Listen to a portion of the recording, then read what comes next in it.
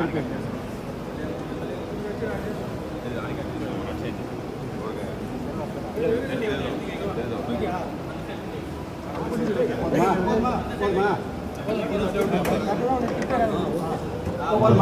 the late hours of April 3rd, 2025, a 57-year-old Catholic priest was shot dead outside the rectory. At around 3 p.m., a man walked into the Nemaha County Sheriff's Office and calmly asked to be arrested. When detectives pressed him for a reason, he answered in a chilling, flat voice, "I just shot Father Arul." When the police rushed to the location he described, there, in the rectory of Saints Peter and Paul Catholic Church in Seneca, they found a man lying on the ground, unresponsive and bleeding from multiple gunshot wounds. By the time he was rushed to the hospital, it was too late. He was pronounced dead, but the most haunting part of the case wasn't just the way he died. It was what came after that left the community stunned, confused, and searching for answers. This is the life and death of Father Arul Carasala. This is an active crime scene right here. We're told that Father Arul was on his way just to be on the path here to go into the church, and that's where there's a bullet hole in the window there. He was on his way to the church. And Father Arul Raj Balaswamy Carasala was born on June 7, 1967, in the small village of Kilasheri, Tamil Nadu in India, to Balaswamy and Danam Carasala. Raised in a humble home surrounded by deep-rooted traditions and a close-knit community, Arul was drawn to faith from an early age. His spiritual journey began not in grand cathedrals, but in the quiet devotion of his family's home and the local parish that anchored village life. His mother's unwavering commitment to daily church prayers left a lasting impression on young Arul, planting the seeds of spiritual discipline. His father, known for his calm and kind nature, taught him to approach life and people with gentleness and empathy. These early influences formed the foundation of a priesthood that would later be marked by compassion, humility, and deep service. Surrounded by faith and guided by purpose, Arul's path toward priesthood didn't begin in a moment of revelation, but through years of steady dedication to his beliefs and to the people around him. As a child growing up in rural Tamil Nadu, Arul's passion for education and service was evident early on. After graduating from higher secondary school in 1982 and spending 2 years in St. Peter's Minor Seminary in Cuddapah, nurturing both his theological foundation and personal discipline. These seminary years helped solidify his desire to pursue the priesthood full-time. After graduating, Arul trained at St. John's Seminary in Visag from 1986 to 1989 and studied theology at Vianney Seminary in Eluru from 1990 to 1993. He was ordained on March 4, 1994, for the Diocese of Cuddapah, serving a largely non-Catholic population of over 6 million people. By 1994, he began his ministry at Holy Family Church in Puramamilla. Arul also earned a master's degree in 1999. His education deepened his understanding of social issues, shaping his compassionate, service-driven approach.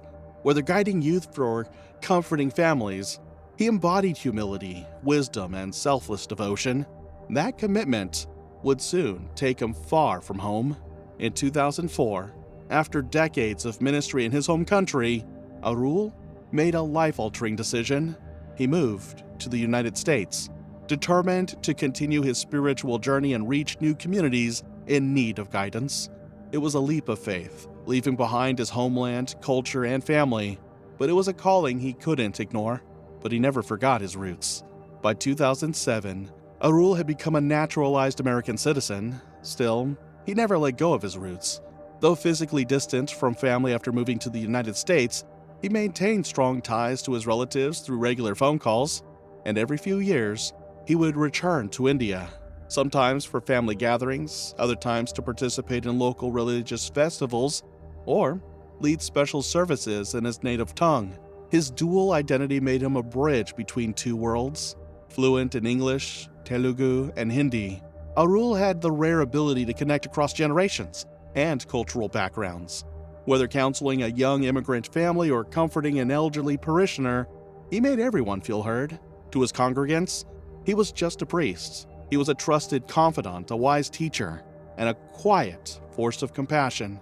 By the time he arrived in Seneca, Arul had already spent over a decade ministering in smaller Kansas communities, from Atchison to Emporia to Topeka. He built a quiet but enduring reputation, kind-hearted, deeply devout, organized to a fault, and always ready to lend a helping hand. Fellow clergy admired his discipline and humility. Parishioners praised his attentiveness, his gentle counsel, and the way he made time for everyone, no matter their background or personal burdens. His accent never got in the way of connection. If anything, it made him more memorable, more human. In a state where Catholic priests were often in short supply, Arul stood out as a pillar of consistency.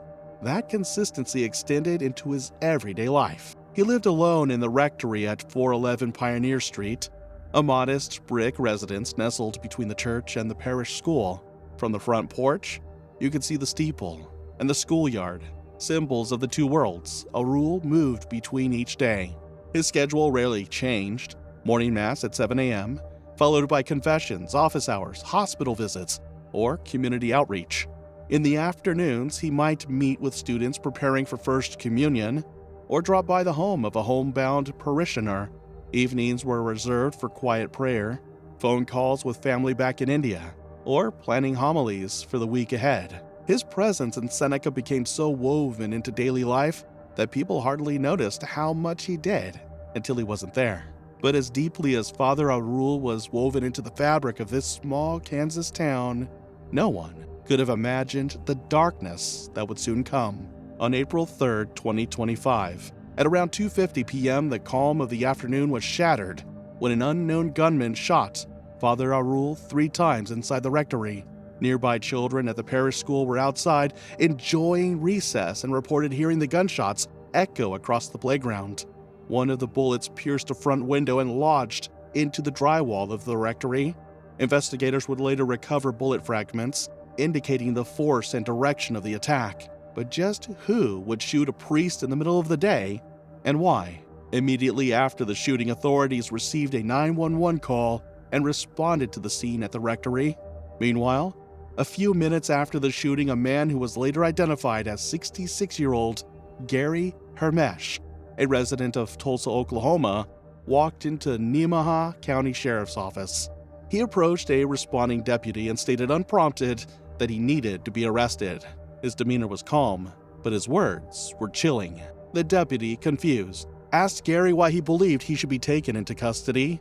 Without hesitation, Gary reportedly replied, "I just shot Father Arul," according to the affidavit. That statement immediately shifted the situation from routine to urgent, prompting further questions on the whereabouts of the victim. When asked where Father Arul was, Gary directed deputies to the front of the parish. Responding officers rushed to the location he described, where they found Father Arul Karasala lying on the ground in front of the rectory with blood coming from his head. As you can imagine, obviously a very tragic day here for the Seneca community, as one of their own was fatally shot this afternoon. Many members of the St. Peter and Paul's Parish expressing feelings of shock, disbelief, and sadness. Now, if you look behind me, the church over there, many filing in as there is a rosary currently going on that will be followed by a mass at 7:30. In the house next door, as you can see, it is blocked off with caution tape. Many officials doing some investigating. It looks like that is believed to be the house of Father Arul, and where the murder was reported to have taken place earlier this afternoon. The blood from his head was from an apparent gunshot wound. He was quickly transported from the scene by emergency personnel. But even as the victim was being rushed to medical care, authorities faced a critical concern. The sheriff, who had been briefed on the scene, contacted the deputy by phone to ask whether the firearm used in the shooting had been recovered. The absence of a weapon posed an urgent safety threat, as it could potentially be found by a bystander. That concern prompted the deputy to re-engage with Gary for more information. Gary then revealed that the gun was inside an orange bag located in his vehicle. Deputies acted swiftly on this information and searched the vehicle, but what they found would provide concrete evidence for the case. Inside the orange bag, deputies discovered a firearm along with spent shell casings. direct physical evidence linking Gary to the shooting.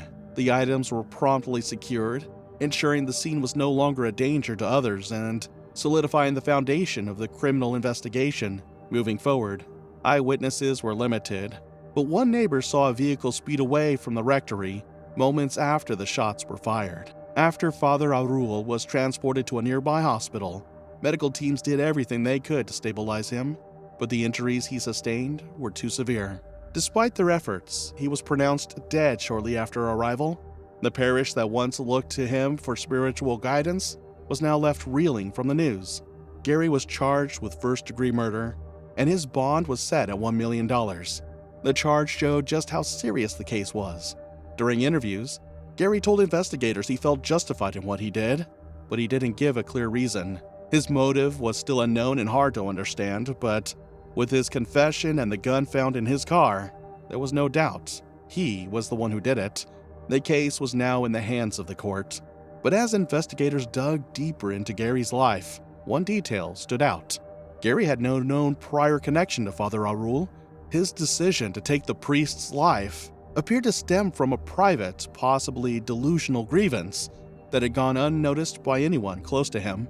Back in Seneca, word of the arrest brought a mix of relief and deep sorrow. There's a lot of hugging going on and just talking and, just trying to make each other feel better. I think that's about all you can do. Parishioners gathered outside the church, lighting candles and laying flowers on the front steps. Many residents in this rural Kansas town had known Arul for over a decade. My grandson was the first baby he baptized, and I kept telling Father, you have to stay until he graduates the 8th grade, and that will be next year. But Father won't be here. But he was a wonderful person. He was very personable, and he did a great job. And his absence left a painful void.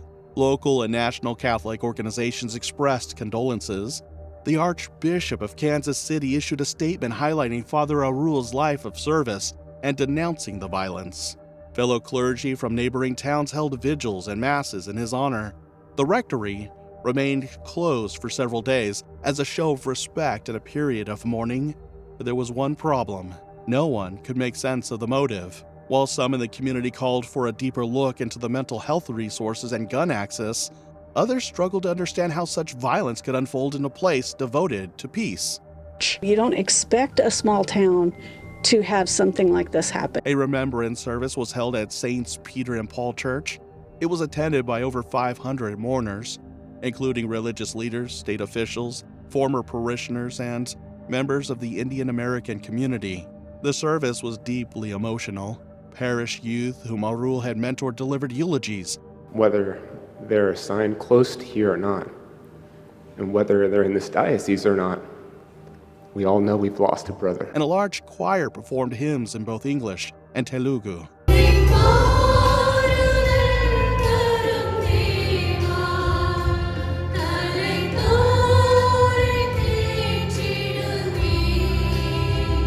Photos and videos of the ceremony spread across social media, and many sharing stories of how Arul had impacted their lives, teaching, comforting, guiding, and simply listening. His death resonated far beyond Kansas, touching lives across both the U.S. and India. But justice would not come easily. Investigators concluded that Gary had acted alone, and that the act was premeditated, though the exact rationale behind his choice of victim was still unclear. Mental competency evaluations were ordered by the courts as the legal process moved forward. The story gained national traction, and soon, religious institutions across the country began discussing safety protocols. Father Arul's death had struck a chord, not because he was famous, but because he embodied so many values: compassion, faith, service. News outlets ran interviews with parishioners, military veterans, and mental health professionals. The man accused of killing a priest at a church in Seneca, Kansas, has now been charged with first-degree murder. Police say 66-year-old Gary Hermesh from Tulsa, Oklahoma, turned himself in yesterday. He's accused of killing Father Arul Karasala. Today, KSHB 41 News reporter Rachel Henderson went to Seneca, that's about 2 hours northwest of Kansas City, to learn more about the priest described as a friend to everyone. No words. The talk of this town is difficult to articulate. It's even harder to feel. It's like losing a family member. Father Arul Karasala found his home away from home in Seneca, Kansas. He was a priest at Saints Peter and Paul Catholic Church. You don't expect a small town to have something like this happen. Someone shot the priest outside the rectory where he lived Thursday. He later died at the hospital. You can't put words to that. Greg Kohaki was also speechless. He got to know Father Arul well over his 14 years with the church. He was our pastor, our priest, but he was also a friend. Let Tina Strothman tell it, he was a friend to everyone. He frequently visited her job, Seneca Variety, and many of the other Main Street businesses. He's always got his hand out, shaking your hands, always a smile on his face. For now, the smiles have been replaced by tears. Well, I think there's a lot of hugging going on and just talking and, just trying to make each other feel better. I think that's about all you can do. There are also words these parishioners say Father Arul said best. All we ask is for prayer. Each perspective added weight to the discussion. How does a community protect itself while also caring for those struggling with mental illness? One parishioner said that while justice was important, what mattered most now was ensuring something like this didn't happen again. In the end, it wasn't just a priest the world lost. It was a man who had quietly devoted every chapter of his life to compassion, service, and faith. Father Arul Karasala crossed oceans to bring light into the lives of people who hadn't even known to ask for it. His tragic death had left behind a silence that feels impossible to fill. But even in that silence, his legacy speaks through the prayers he offered, the people he helped, and the community he became a part of. The pews he once stood before are emptier now, but the love he gave remains etched in every soul he touched. May he rest in the peace he gave so freely to others. What do you think about this? Let us know what you think in the comments below, and if you found this story intriguing, please like, share, and don't forget to subscribe for more stories like this.